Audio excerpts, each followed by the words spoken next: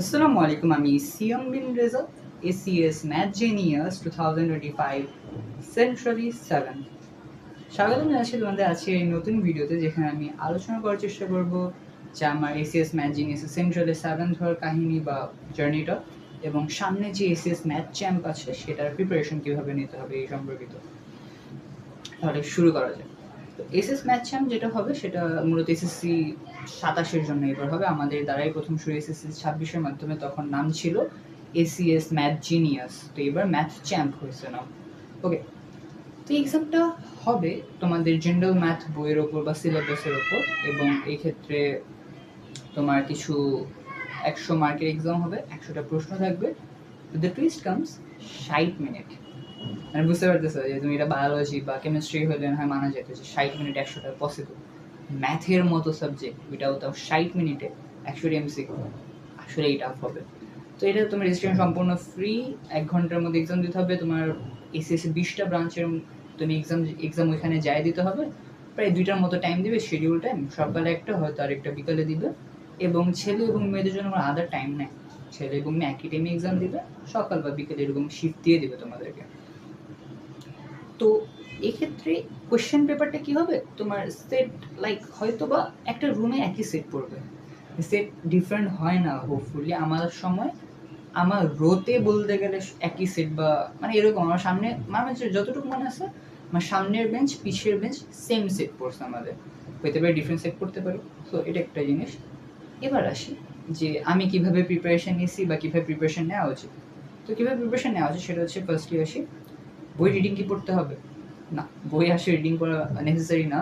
এটা মূলত আমাদের এক্সাম, স্কুল এক্সামগুলোতে বই থেকে আসে, বাট বই থেকে এমসিকিউ দিবে না। সেকেন্ড কথা যেটা হচ্ছে ম্যান্ডেটরি, সেটা হচ্ছে কি টেস্ট পেপারের বোর্ড এমসিকিউগুলো সলভ করা। ম্যাথ চ্যাম্পের এক্সামে দেখবা হুবহু বোর্ড কোয়েশ্চেন কয়েকটা কমন পেয়ে যাবা, হুবহু। তো তুমি বুঝতে পারতেছো যেখানে তোমার 100টার জন্য 60 মিনিট পাবা, ওইখানে যদি তুমি হুবহুগুলোই ফার্স্ট না সলভ করতে পারো তাহলে তো তোমার লস। তো এই জন্য যেগুলো তোমার বোর্ড এমসিকিউ হুবহু তুলে দিব, ওইগুলি যাতে তুমি দেখেই অ্যান্সার বলে দেবে, ক্যালকুলেটও না করতে পারে না হইতে হয়, এই জন্য তুমি প্রিপারেশন নিতে পারো। এই জন্য তুমি টেস্ট পেপারগুলো পড়তে পারো, কোনো টেস্ট পেপার ম্যানেজ করে নিতে পারো। আমার ক্ষেত্রে আমি কোচিংয়ে যখন ভর্তি হতাম আমাকে মডেল টেস্টের সময় বই দিয়ে দিছিল, তো আমি ওই বই দেখেই পুরো বই অনুসারেই সবগুলো শেষ করার চেষ্টা করেছিলাম। লেটেস্ট কোয়েশ্চেন সলভ করবা, আমার যেমন তোমরা 26 সালে কোয়েশ্চেন এমসিগুলো সলভ করতে পারো, অ্যান্ড প্রিভিয়াসের যত বোর্ড কোয়েশ্চেন সলভ করবা। ট্রাই টু এনশোর যে তোমার যেসব চ্যাপ্টার আছে এক্সামে সবগুলোর এমসিকিউ তোমার কভার করা শেষ। এরপর আসি যে মানে কোনো ম্যাথ অলিম্পিয়াড বেসড কোশ্চেন কি সলভ করা লাগবে, মানে ধরো তোমার ডাচ বাংলা ল্যাঙ্গুয়েজ যেটা ম্যাথ অলিম্পিয়াড হয়, তুমি যদি অলিম্পিয়ান হয়ে থাকো আগে থেকে তাহলে তোমার প্রয়োজন নাই। মানে যদি তুমি অলিম্পিয়ান হয়ে থাকো তাহলে তোমার করা লাগবে, অলিম্পিডিয়ান না হলেও করা লাগবে না। যদি তুমি অলিম্পিডিয়ান হয়ে থাকো তাহলে তুমি একটা অ্যাডভান্টেজ পাবো, তোমার অনেক কনসেপ্ট জানা আছে তো। আর অলিম্পিডিয়ান না হলে আমার মতো, যেমন আমি লাইফে ফার্স্ট ম্যাথ অলিম্পিয়াড দিয়েছিলাম, ওইখানে আমি সেঞ্চুরি 7 দিয়েছি, এবং আমি কোনো অলিম্পিয়াড প্রিপারেশন নিয়েও নেই। তো আমার মতো যদি হয় সেক্ষেত্রে আমি বলবো যে তোমার বইয়ের যেটা মানে বোর্ড কোয়েশ্চেন এমসিকিউ সেটা ভালো মতো পারতে হবে, মানে অনেক ভালো মতো। এরপর আসি ইন্টারের পড়া কি পড়া লাগবে কি না। এটা আসলে হ্যাঁ, মানে তুমি কোয়েশ্চেন যদি দেখবা তখন বুঝতে পারবে কোয়েশ্চেন অনেক হার্ড, তোমার অনেক হার্ড, অনেক মানে অনেক হার্ড। মানে বুয়েটের কোয়েশ্চেনও দিয়ে দিয়েছিল আমাদের সময়, ইন্টারের কোয়েশ্চেন তো দিছিল। তো তুমি ইন্টার থেকে অনেক কোয়েশ্চেন পেয়ে যাবা, আবার বুয়েট মেডিকেল এগুলি কোয়েশ্চেন ওরা দিয়ে দেয়। মানে এক্সাম ভালোই টাফ হয়, এক্সামকে সহজ বলে কোনো ওয়েই নেই, এক্সামটা ভালোই টাফ হবে তোমাদের জন্য, সবার জন্য এটা টাফ হবে। কারণ আমি মানে অনেককেই শুনেছিলাম যে তারা অনেক ভালো টপাররা পর্যন্ত অবস্থা খারাপ হয়ে গেছিলো এক্সামের পর। তো এক্সাম টাফ হবে, ইন্টার থেকেই কোয়েশ্চেন আসবে, হ্যাঁ আসবে। এখান থেকে তোমার ইন্টারে বই পড়তে হবে।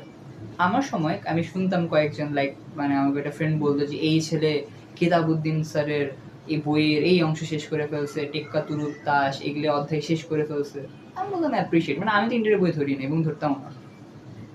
তো এক্ষেত্রে তুমি ইন্টারের বই ধরা লাগবে না, বাট যে জিনিসটা করে রাখতে পারো সেটা হচ্ছে কি, মানে তোমার যে টপিকটা সবচেয়ে ভালো লাগে সেটা রিলিভেন্ট টপিকটা ইন্টারের বই থেকে করে নিতে পারো, সেটা কয়েকটা কোয়েশ্চেন সলভ করে। তো আমি অ্যাডভাইস দিই না ইন্টারভিউ বই ধরার।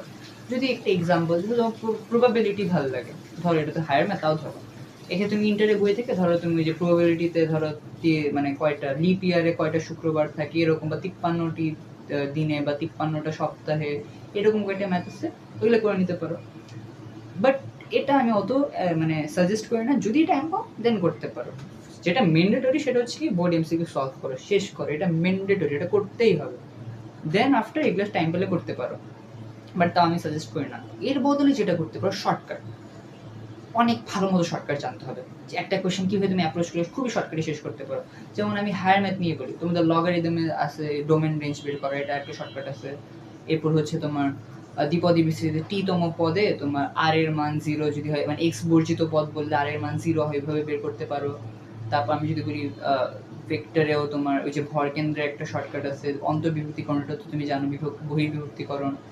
এছাড়া তুমি যদি অসীম ধারার অধ্যায়ে আসো সেক্ষেত্রে তো দেখতেই পাচ্ছ যে মানে স্বাভাবিক n সংখ্যক পদের সমষ্টি একটা সূত্র আছে, বর্গর সমষ্টির সূত্র আছে বা ঘন পদের সমষ্টির সূত্র আছে, এগুলো শর্টকাট। তারপর হচ্ছে ক্ষেত্রফল, স্থানাঙ্কর অধ্যায়ের ক্ষেত্রে দেখবা যে ক্ষেত্রফল দিয়ে দেয়, 3টা স্থানাঙ্ক দিয়ে দেয়, ক্ষেত্রফল বের করতে হবে ত্রিভুজের। এটা তুমি নর্মালি করতে গেলে অনেক টাইম লাগবে, এখানে 0 0 বানায় করতে হয়। তারপর আংশিক ভগ্নাংশের ক্ষেত্রে শর্টকাট আছে, তুমি পুরো আংশিক ভগ্নাংশ করবা না, এরকম অনেক শর্টকাট আছে, এগুলো খুঁজে বের করার চেষ্টা করতে হবে।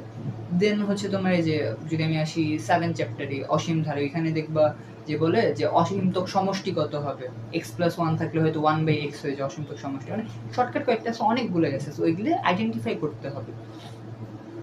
শর্টকাট আইডেন্টিফাই করা এবং হচ্ছে তোমার বোর্ড এমসিকিউ সলভ করতে করতে আশা রাখি তোমার এক্সাম এসে পড়বে, কারণ বেশি দিন টাইমও নেই।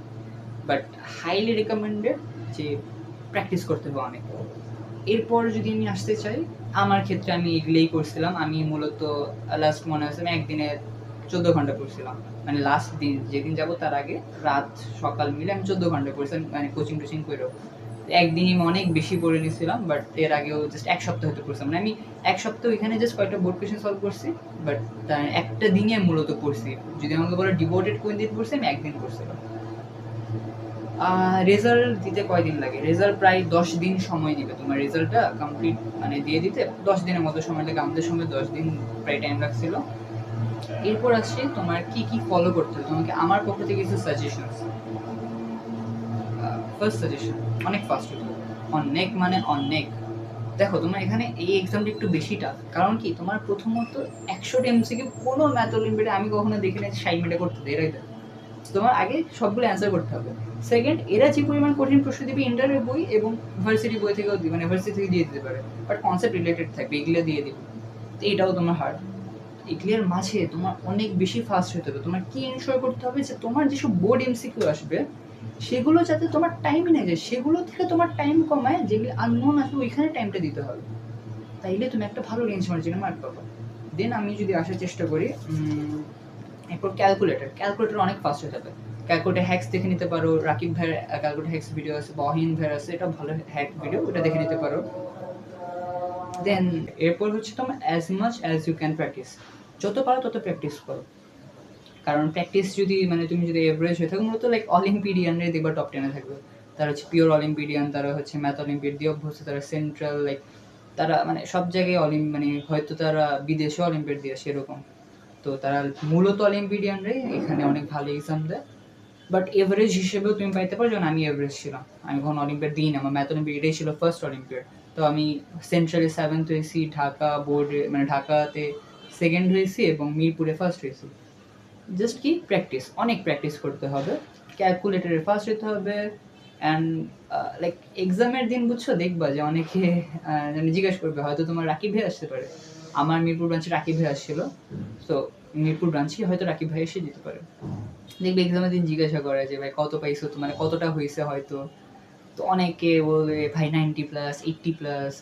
আমার সময়ও বলছে, আমার সময় অনেকে বলছে ভাই 70+ শিওর, আবার কারোর কাছে শুনছিলাম 80+ শিওর, যেখানে তোমার আমাদের কাটমার্কটা ছিল মানে ফার্স্ট যে হয়েছিল সে হয়তো 72 বা 73 পেয়েছিল, আমি মনে পেয়েছিলাম 67 এরকম কিছু একটা।